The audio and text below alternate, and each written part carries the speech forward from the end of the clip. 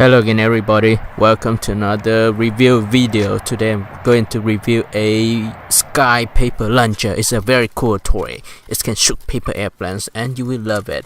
Now let me open the box. This is a short open box and review video. Very simple. And here's the toy. It has a lot. It also has a pair of sunglasses that you can wear if you want to shoot the airplane under the sun. Now let's open the box. The box is packed. It's a little bit weird. It's hard to open, so I have to open the front and the top and bottom of the box to take out the sky launcher, the SkyPaper Launcher, and I will show you guys how to shoot it in a minute. So let me speed up. Let's open the box and read through what is inside. There's an instruction and also attached with a bunch of paper airplanes and papers that you can fold paper airplanes.